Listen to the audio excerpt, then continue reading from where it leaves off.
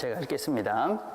그들이 이 말을 듣고 마음에 찔려 베드로와 다른 사도들에게 물어 이르되 형제들아 우리가 어찌할꼬 하거늘 베드로가 이르되 너희가 회개하여 각각 예수 그리스도의 이름으로 세례를 받고 죄 사함을 받으라. 그리하면 성령의 선물을 받으리니 이 약속은 너희와 너희 자녀와 모든 먼데 사람 곧 주 우리 하나님의 얼마든지 부르시는 자들에게 하신 것이라 하고 또 여러 말로 확증하여 권하며 이르되 너희가 이 패역한 세대에서 구원을 받으라 하니 그 말을 받은 사람은 세례를 받음에 이날에 신도의 수가 3,000이나 더하더라. 아멘. 사진을 한번 볼까요? 이 사진은 누구냐면 그 작은 박스에 있는 사람은 마이클 힐이라는 백인 청년이고 그 흑인 여자의 이름은 앙띠와네 터프라는 여인입니다.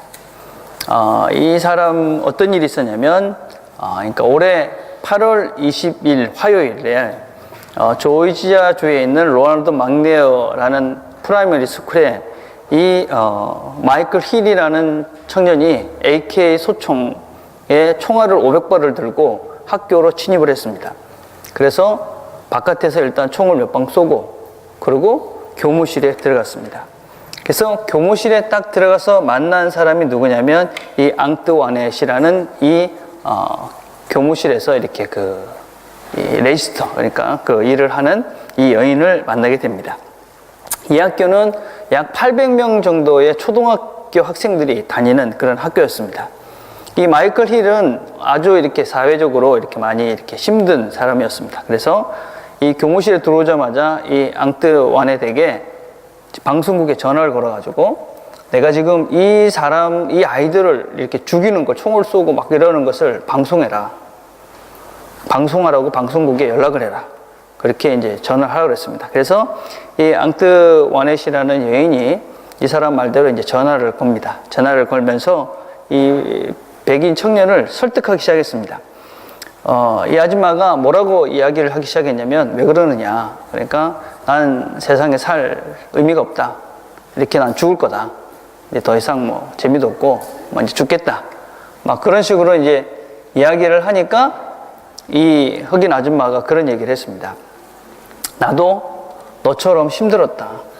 나도 30년 동안 같이 살았던 남편이 얼마 전에 떠났고 우리 아이는 2명이나 불구고 힘들고 그래서 나도 참 너처럼 죽고 싶고 다 포기하고 싶고 그랬는데 오늘도 내가 여기 와 있지 않느냐. 내가 너를 도와줄 테니까 그러지 말고 자수해라. 그래서 이런 이야기를 이렇게 하다가 이 청년이 그러면은 내가 자수하겠다. 그래가지고 그 총을 내려놓고 자수를 했습니다.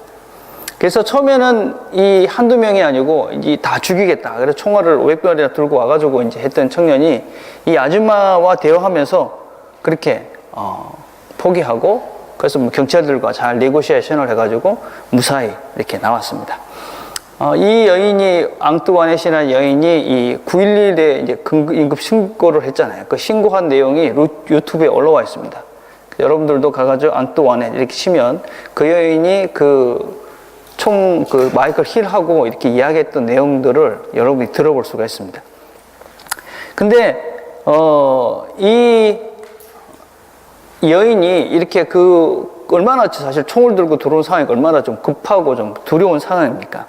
그런데 그런 상황에서 진짜 너무 침착하게 이런 이야기를 하는 것을 이렇게 듣고 도대체 어떤 마음이었을까? 이런 일들을 이제, 있게 됐습니다. 그래서 CNN 방송에 앤더슨 쿠프라는 사람이 이 앙뜨와넷이라는 사람과 인터뷰를 하면서 물어봤습니다. 어떻게 네가 그 사람에게 그렇게 말할 수가 있었냐? 네가 어떻게 그렇게 정말 옳은 그 right things의 그런 말을 했는데 그걸 어떻게 네가 할 수 있었느냐? 이렇게 물어봤습니다. 그러니까 이 여인이 솔직히 말하면 난 잘 몰랐다. 그냥 그때부터 나는 기도를 하기 시작했다. 그래서 내가 그냥 속으로 계속 하나님 도대체 어떻게 해야 됩니까? 내가 지금 무엇을 해야 됩니까? 그렇게 내가 하나님께 계속 그렇게 기도할 수밖에 없었는데 왜냐하면 나는 뭘 말해야 될지 난 도저히 생각이 없었다. 그렇게 얘기를 했습니다. 그러니까 이 앤더슨 쿠프라는 사람이 다시 물어봤습니다. 내가 듣기로는 너희 목사님이 이번 주일날 주님 안에 닷을 내려라. 그런 설교를 했다고 그랬는데 그게 너의 생각하는데 도움이 되느냐? 그렇게 물어보니까 앙띠와넷이 또 그렇게 얘기했습니다. 그렇다. 사실은 그런 설교가 이번 주부터 본격적으로 시리즈로 시작이 되어졌고 내가 월요일 아침부터 그래 내가 하나님 안에서 내가 이렇게 닷을 내리고 하나님 말씀대로 한번 살아보자. 그래 작정을 하고 사실은 시작을 했는데 그 일이 그날 일어났다. 이렇게 얘기를 했습니다. 사람들이 레코딩을 듣고 난 사람들이 다 물어봤습니다. 어떻게 그 무장 괴한이 있는데 그렇게 침착할 수 있었느냐. 그렇게 하니까 정말 무서웠다. 나는 아직까지 인생에서 제일 무서웠던 순간이 바로 그 순간이었다. 그렇게 이야기를 했습니다. 오바마 대통령이 전화를 걸어가지고 당신은 우리의 일상의 히어로입니다. 그렇게 축전을 보내고 백악관에 초대를 하고 뭐 그런 일들이 있었습니다. 어떻게 이 여인이 그 총을 든 그 사람이 들어와가지고 지금 뭐 죽이겠다 그러는데 그렇게 침착하게 그 일을 그렇게 대처할 수 있었을까? 이 여인은 월요일 아침에 말씀을 듣고 그 말씀을 기억한 것입니다. 인생의 풍파를 붙여나가기 위해서는 하나님한테 닷을 내려야 된다. 그래서 하루 종일 하나님에게 닷을 내리고 살아야 내가 살아갈 수 있다. 그런 믿음으로 그런 그 말씀을 묵상하면서 그렇게 하루를 살기로 결심을 한 것이고 결단을 한 것이고 그리고 그렇게 말씀으로 살기를 결심했을 때에 이런 일이 일어났고 이런 가운데 하나님이 이렇게 인도하시는구나 하는 것을 경험하게 되었습니다. 여러분 회심이라는 것이 무엇입니까? 회개라는 것이 무엇이냐? 회개라는 것은 여러분 무슨 울고불고 하는 이런 것이 아니라 나의 삶의 자리, 그러니까 내가 어떤 삶의 근거로 삼았던 나의 삶의 근거가 이제 다른 곳에 있었던 것이 다른 곳이 아니라 바로 주님 안에, 예수님 안에 내 삶의 덫을 내리고 거기에 머물러서 그 뿌리로부터 생각하고 삶을 살아가는 이것이 바로 회심입니다. 그래서 회심은 그냥 과거에 어떤 멀리 있는 이야기가 아니라 바로 지금 우리의 삶의 현장 속에서 일어나야 하는 그래서 그것이 이루어질 때 이것이 진정한 회심이다 라고 이야기할 수 있는 것이지요.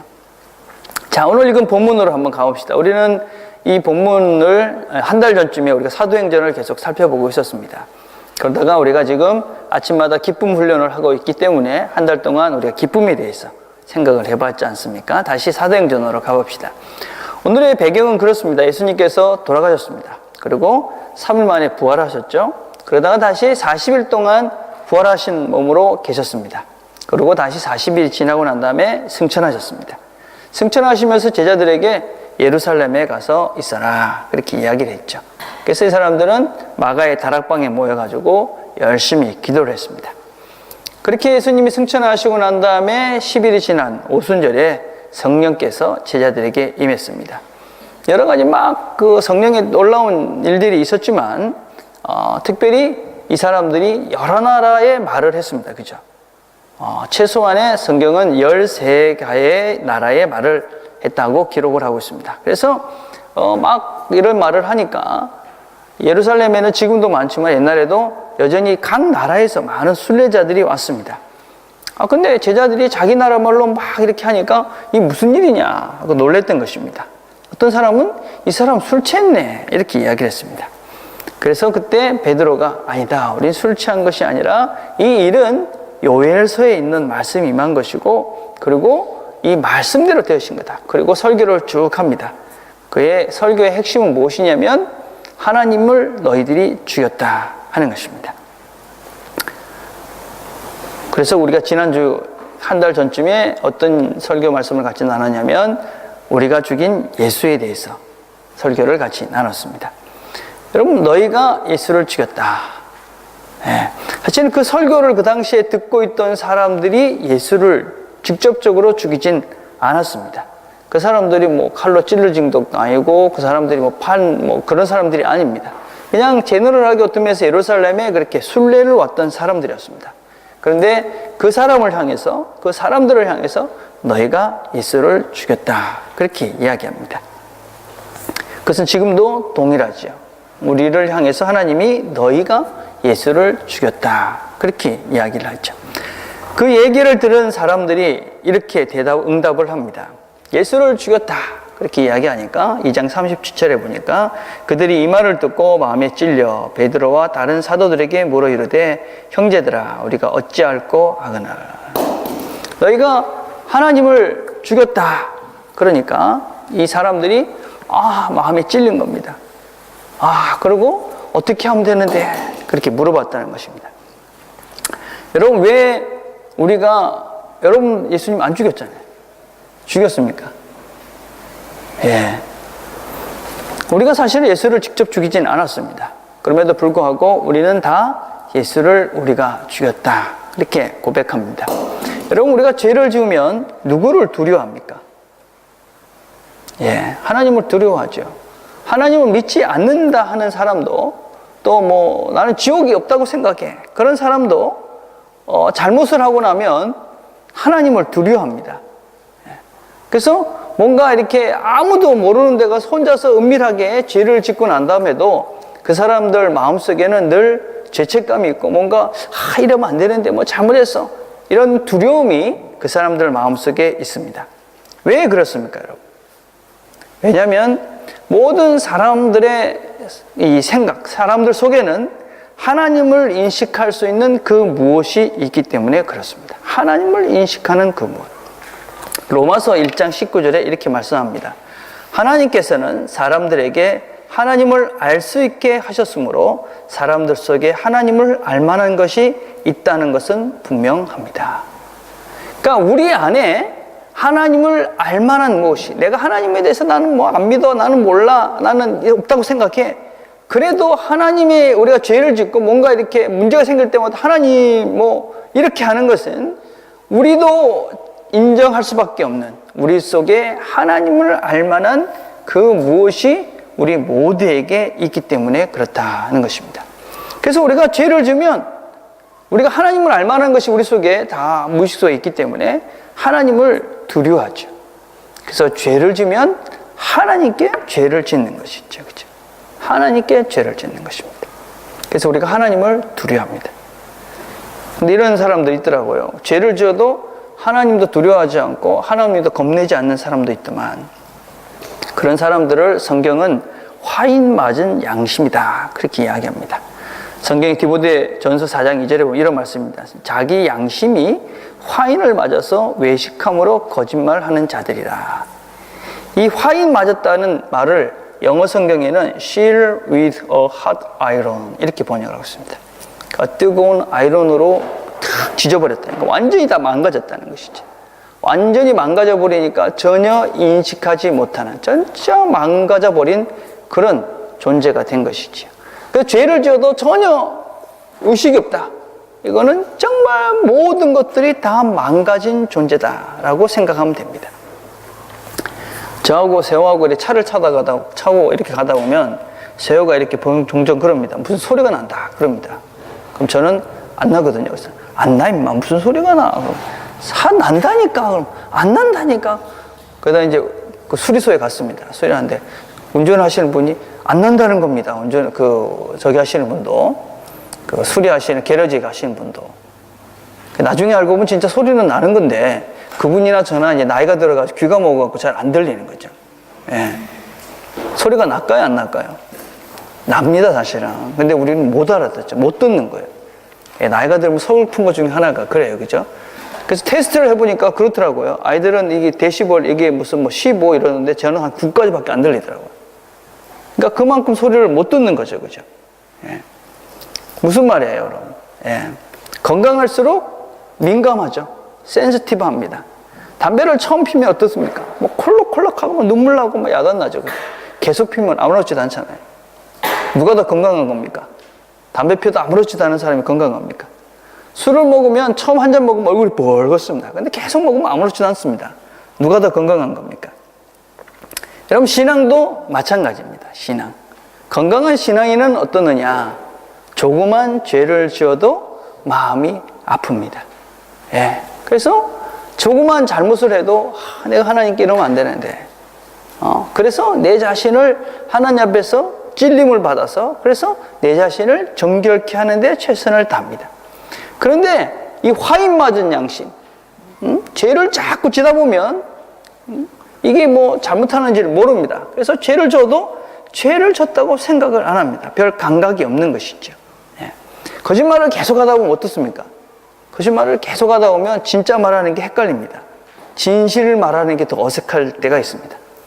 그래서 여러분이 건강한 신앙인, 건강한 양심, 건강한 삶을 살기 위해서는 이 죄에 대해서 센시티브해져야 됩니다. 민감해져야 됩니다. 작은 죄를 지었을 때도 가슴을 아파할 줄 알아야 합니다.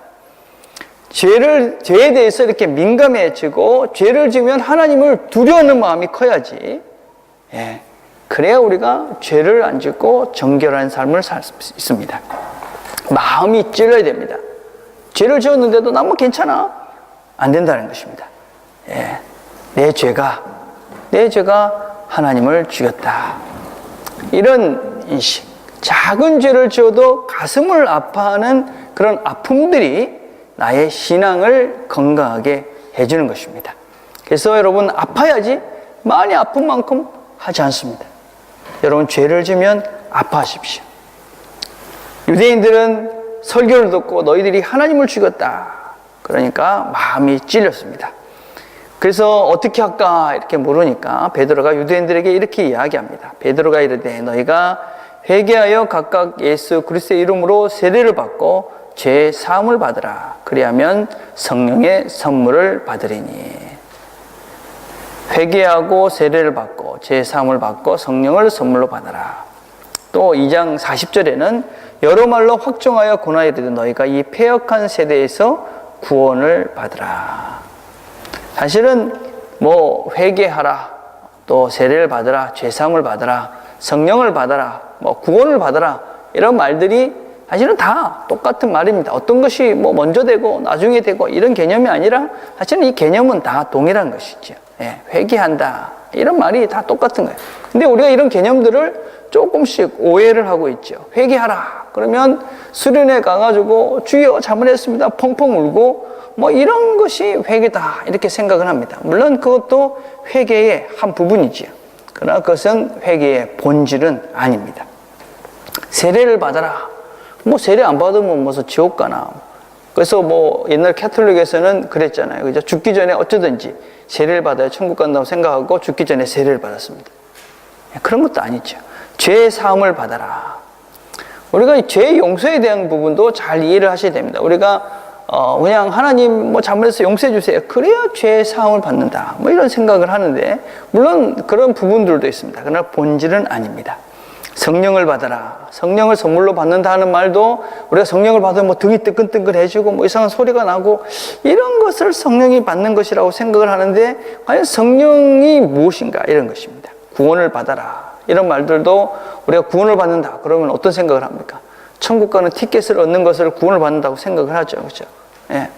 내가 구원받았다. 그럼 내가 예수 믿기로 결정을 했어요. 그러면 이제 난 천국 갈 수 있어. 뭐 이걸 구원받았다.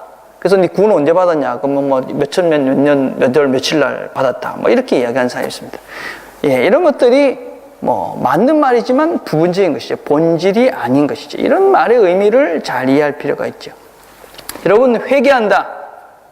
회심. 메타노니아라는 이 헬라어 말인데 이게 무슨 말이냐 하는 것을 잘 알아야 됩니다. 회개한다. 세례를 받는다, 죄사함을 받는다, 성령을 받는다, 구원을 받는다 이런 말들이 사실은 이 회개한다라는 그 말 속에 다 종합적으로 포함이 되어 있는 말이다 할 수 있습니다. 요즘 우리가 제자반에서 로마서 8장을 공부하고 있습니다. 여러분 로마서 8장은 아주 중요한 말씀입니다.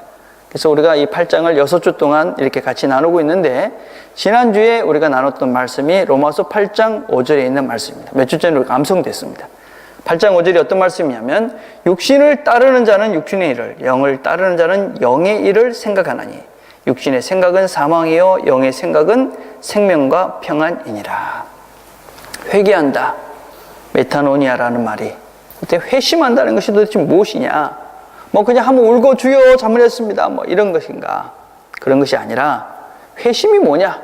회심은 본질적으로 아직까지 내가 육신을 따르는 삶에서 이제는 영의 생각을 따르는 삶의 삶으로 바꿔지는 것이 바로 회심입니다.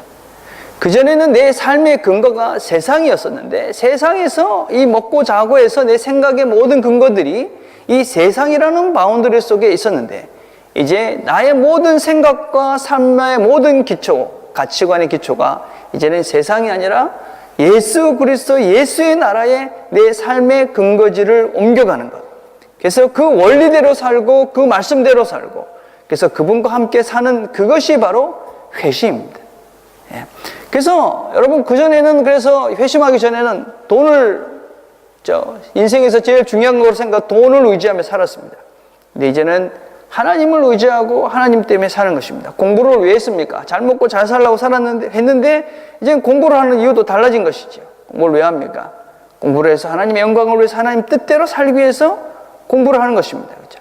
사람 관계를 왜 합니까? 그전에는 어떻게 하면 비즈니스를 해서 뭐 돈을 벌고 뭐 이렇게 인간관계를 할까 그랬는데 그게 아니라 이제는 어떻게 하면 하나님의 사랑을 나누고 어떻게 하나님의 사랑을 전하고 그래서 하나님의 마음, 그 예수의 마음 속에 그 사람을 같이 담아가기 위해서 관계를 하는 것이지. 그래서 여러분 우리가 회심을 했다는 것은 부분적인 것이 아니라 총체적인 것이 되어야 합니다. 그냥 한번 수련회 가서 울고 난 다음에 난 회심했어. 그러면서 여전히 세상 속에서 세상의 그런 돈을 추구하면서 살고 어떻게 하면 돈을 더 벌까? 어떻게 하면 인간관계를 더 유익하게 할까? 어떻게 하면 잘 먹고 이런 생각 속에서 여전히 내가 살고 있다면 나는 회심한 것이 아닌 것이죠. 회심한 척만 하는 것이지. 회심은 그래서 우리의 삶의 근거지. 삶의 뿌리가 완전히 세상에서부터 하나님께로 예수 그리스도께로 옮겨지는 것. 이것이 회심이다 라고 할 수 있습니다. 그래서 여러분 회심을 한다는 것은 단지 죄를 짓지 않는 것이 아닙니다. 우리 예수 믿는 사람들이 맨날 하는 것이 뭡니까? 회개죠. 회개가 뭐 잘못했어요. 여러분 그거는 예수를 제대로 믿는 것은 아닙니다. 물론 회개도 해야 되겠죠. 그죠? 그렇지만 더 중요한 것은 무엇입니까? 성령의 사람으로 사는 것입니다. 예수의 나라의 안에 그 예수의 나라의 법으로 예수의 기준으로 삶을 사는 것이죠. 그래서 예수의 말씀대로 사랑하고 예수의 말씀대로 용서하고 예수의 말씀대로 그렇게 온유해지면서 그렇게 사는 것, 그것이 바로 회심한 것입니다. 그것이 바로 회개한 것이죠. 그래서 여러분 세례를 받는다는 것은 무엇입니까? 그렇게 회심했기 때문에 내가 이제 이 공동체 안에서 이 예수 그리스도를 그 내 삶의 뿌리로 삼고 이분과 함께 살겠습니다 하는 것을 모든 사람들 앞에서 고백하는 것입니다. 여러분들이 진심으로 세례를 베풀고 세례를 받았다면 여러분은 그렇게 살아야 합니다. 그래서 그렇게 살지 못하는 사람이 있으면 이야기하셔야 됩니다. 너 그렇게 살아야 되는데 왜 못 살아? 그래서 제 비즈니스가 그겁니다. 그죠? 제대로 못 사는 사람한테 가서 너 그렇게 살면 안 돼. 그래서 저는 이제 모락할 수 있는 자격이 되는 거죠. 여러분들도 그렇게 하실 수 있습니다. 그래서 주변에 세례 받았는데 예수 믿는다 하는데 제대로 맨날 뿌리가 그죠? 세상에 뿌리 두고 그냥 살고 있다. 그럼 가서 같은 공동체가 사랑으로 권면해야 됩니다. 그렇게 살면 안 돼. 당신은 그리스도인이잖아. 예. 그래서 그게 세례입니다, 여러분. 그래서 세례가 공동체 앞에서 같이 하는 이유가 우리가 함께 이렇게 자라가자. 그래서 여러분 세례를 같이 받는 것입니다. 여러분 죄 사함을 받는다. 죄 사함을 받는다는 것이 무엇일까요? 여러분 죄 사함을 받는다는 것은 하나님 용서해 주세요. 그런 존재가 됐다는 것이 아닙니다. 우리가 뿌리를 옮겼기 때문에 죄 사함을 받을 수밖에 없는 존재가 된 것입니다. 무슨 얘기냐면 이게 좀 어색하긴 하지만 예를 이런 것입니다, 여러분. 제가 어릴 때는 손이 많이 튼 친구들이 많았습니다. 그죠? 여러분들 손 튼 거 모르죠? 그죠? 우리 어릴 땐 춥고 막 이러니까 뜨거운 물이 없으니까 겨울 되면 손이 이렇게 쩍쩍쩍 갈라진 친구들이 많았습니다. 그래서 제 주변에는 보면 손도 더럽고 여러분 잘 모르지만 우리 학교 가면 옛날에 손톱 검사도 하고 막 이런 검사 했었습니다. 예, 우리 아주 먼 옛날에 그죠? 그래. 왜냐면 워낙 더럽게 사니까. 근데 제가 그래 시골에 살다가 서울로 갔는데 서울에 가니까 애들이 다 깨끗한 거예요. 손톱 애가 하나도 없는 거예요. 그 나중에 알고 보니까 그 집에는 집에 들어가니까 따뜻한 물이 나오는 거예요. 그러니까 잘 씻잖아요, 그죠? 요새는 손 튼 사람 아무도 없죠. 아무리 추워도, 그죠? 왜 그렇습니까? 따뜻한 물들이 있으니까 그냥 손을 잘 씻을 수 있으니까 그래서 손이 안 트는 것이죠, 그죠? 여러분, 그 무슨 얘기냐면 우리가 이 회심을 하고 죄 용서를 받는다는 것은 이제 이 세상에서 어떤 면에서는 우리의 죄를 씻을 수 있는 예수의 피가 없는 그 나라에서 우리의 죄를 씻어낼 수 있는 예수의 나라로 바꾼 것입니다. 그래서 우리는 예수의 나라에 살기 때문에 우리가 죄를 지어도 그분 앞에 가서 우리의 죄를 씻어내는 것입니다. 그래서 우리는 죄의 용서를 그래서 받는 것입니다. 내 뿌리가 여전히 세상에 가 있다면 나는 거기서는 내 죄를 씻어낼 예수의 피가 없기에 죄 용서를 받을 수가 없습니다. 그래서 여러분의 뿌리를 예수의 나라로 옮겨서 거기에 살아야지 우리가 죄 용서도 그렇게 받는 것이죠. 그죠? 그래서 우리가 예수를 믿으면 어쩔 수 없이 우리의 죄를 예수님이 씻어주시기에, 예수의 피가 우리를 씻기에 우리가 깨끗해지죠. 그죠? 깨끗해지는 것이죠. 안 깨끗해지던데, 뭐 옛날이나 똑같은데, 뭐 그런 사람도 있더라고요. 본인이 생각하기에 나는 옛날이나 똑같아. 그러면 긍정적인 측면에서는 이런 것입니다. 긍정적인 측면에서는 나의 어떤 깨끗함의 그런 기준이 높아진 것이죠. 옛날에는 뭐 그냥 좀 뭐랄까, 이 샤워를 뭐 일주일씩 안 해도 괜찮았는데 이제 며칠 안 하면 찝찝하잖아요. 그렇죠? 기준이 달라지면 사실은 뭐 그래, 긍정적인 것이죠. 그렇죠? 그런데 어떤 존재는 그냥 똑같은 것입니다. 진짜 예수를 믿기 전이나 믿고 난 다음에 믿으면서도 10년 전이나 20년 전이나 뭐 5년 전이나 똑같다. 그러면 정말 내가 예수를 믿는가, 내가 회심했는가 냉정하게 질문을 해보셔야 합니다. 예수를 믿으면 변할 수밖에 없습니다. 변화야만 하는 것이 회심입니다. 세상의 그런 더러움 속에서 살다가 예수의 나라로 갔는데 어떻게 우리 존재가 변화되지 않을 수가 있습니까? 그렇죠? 그래서 우리가 변화되는 것이죠. 새로워지는 것이죠. 그렇죠? 그래서 여러분, 다른 삶을 사는 것이 보여지는 것이죠. 물론 우리는 하나님을 더 닮아갈수록 겸손해지기 때문에 나는 더 부족하다고 느낍니다. 그렇지만 주변의 사람들은 깨닫게 되지. 저 사람은 정말 달라져 가고 있구나 하는 것입니다. 성령을 받는다는 것은 무엇입니까? 성령을 받는다는 것은 하늘에서 뭔가 떨어져서 이런 것이 아니지요. 그죠? 성령을 받는다는 것은 우리가 성령의 인도하심을 받는다는 것입니다. 그죠? 어떤 일이 있으면 누가 우리를 인도하십니까? 하나님이 우리를 인도하시잖아요. 그죠? 성령님이 우리를 인도하시잖아요. 그죠? 그래서 이 앙떼와나처럼, 그죠? 이 여인처럼, 기도하는데 하나님이 말씀해 주시고, 그 말씀을 따라서 내가 살 수 있는, 그죠? 그런 근거가 생기게 되는 것이죠. 그죠? 예. 그게 바로 성령을 받고 성령과 함께 사는 것을 이야기하는 것이죠. 우리가 패역한 세상에서 구원을 받은 것입니다. 구원, 그죠? 예. 우리가 세상 속에 살기 때문에 종종 죄를 짓습니다. 그죠? 잘못도 합니다. 그러나 우리가 그 세상에 살지만 우리는 예수의 나라에 살기 때문에 그 나라에 갔을 때 다시 우리가 깨끗해지는 것이죠. 구원받는 게 무슨 오해를 하면 안 되십니다. 늘 구원은 뭐라고 그랬습니까? 진행형이라고 그랬습니다. 내가 만약에 그냥 세상의 나라에 살고 있다면 난 구원받은 것이 아닙니다, 여러분. 세상에 살고 있는데 무슨 구원을 받습니까? 그 사람은 세상 사람인 것이죠.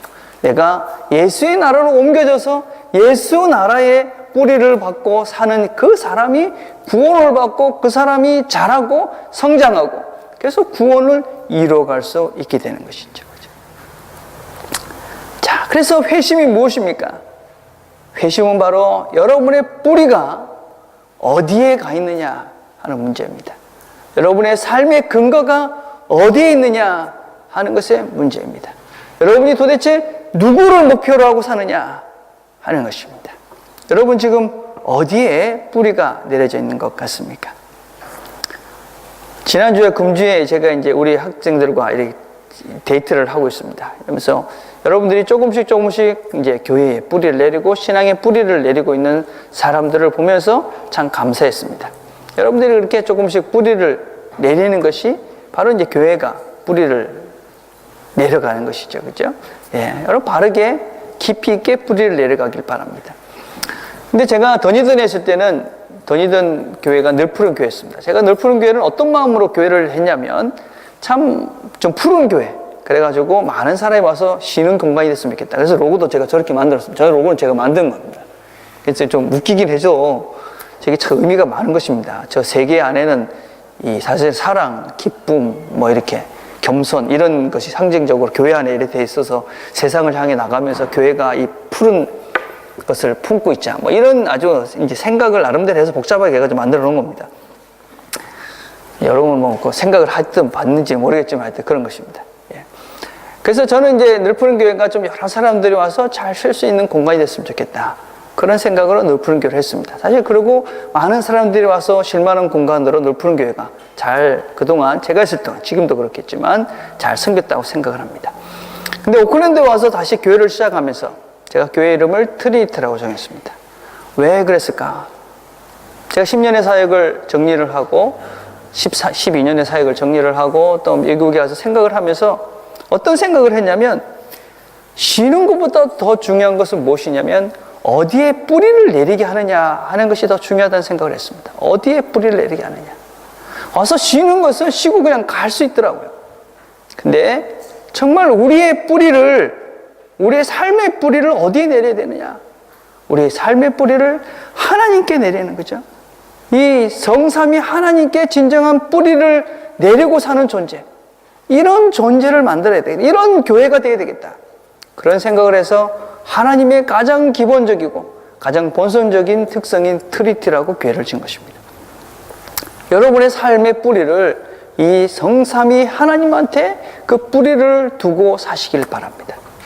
그 분한테 뿌리를 놓고 살면 두려울 것이 없습니다. 이 모든 것들이 하나님 것인데 또 우리가 무슨 죄를 져도 다 씻어줄 수 있는 그 예수의 피가 있는 나라인데 우리를 날마다 인도해 가시는 그 성령님께서 우리와 함께 하시는 그분의 나라인데 무엇이 두렵겠습니까? 그렇죠? 무엇이 걱정스럽겠습니까? 그래서 그분 안에 뿌리를 내리고 사는 교회가 되자. 그래서 제가 트리니티라는 교회를 정했습니다. 여러분 이 안에 여러분 트리니티라는 것은 그냥 교회가 아니라 정말 이 트리니티 안에 여러분의 삶의 뿌리를 받고 사시길 바랍니다. 엉뚱한 곳에 혹시 가 있다면 여러분의 그 뿌리를 이제 이 트리니티 안에 옮기시길 바랍니다. 그러면 여러분의 삶이 다른 삶이 시작될 수 있을 거라고 믿습니다. 여러분 주부에 한번 보십시오. 설교를 정리하려 합니다. 여러분 주부에 보면 참된 회개의 증거들이 있습니다. 예, 이런 말이 있어요. 참 좋은 말이더라고요. 제가 이렇게 보니까 이 조셉 얼라인이라는 분이 쓴 책인데 이런 말이 있습니다. 참된 회개란 무엇이냐? 참된 회개한 사람은 구원뿐만 아니라 그분의 다스림을 받으려고 애쓴다. 예, 여러분 구원받는 것보다 더 중요한 다스림을 받는 것입니다. 그분이 나를 다스려 주시기를. 그렇죠? 진정으로 회개한 사람은 어떤 일을 의무감으로 하는 것이 아닙니다. 기쁨으로 행하고, 그렇죠? 그리스도의 법을 행하는데 자유함을 누립니다. 내가 주님의 일을 하는 것이 자유롭다는 것이죠. 그렇죠? 그 다음에 이 회개한 사람은 주님과 동행하는 것이 매일의 관심사입니다. 어떻게 하면 내가 주님과 동행하며 살 것인가? 그리고 거룩함을 추구합니다. 여러분, 거룩함. 여러분, 어떤 존재가 되고 싶습니까? 하나님 앞에 섰을 때 깨끗하고 거룩함. 그래서 그 거룩함 자체를 좋아하는 자가 되는 것이지. 여러분이 가고 있는 길을 돌아보시길 바랍니다. 여러분의 인생관과 목표가 바뀌었는지 점검해 보시기를 바랍니다. 거룩함이 정말 여러분이 추구하는 바인지를 보시길 바랍니다. 신앙이 여러분의 주된 관심사인지 보시길 바랍니다. 여러분의 뿌리가 정말 어디 있는지 점검을 해보시고 여러분이 진정으로 회심하고 회개해서 우리의 삶의 뿌리를 그 하나님 안에 두고 살아서 정말 하나님이 주시는 하나님의 기쁨과 하나님을 누리며 살아가는 저와 여러분이 되기를 간절히 바라겠습니다. 기도하겠습니다.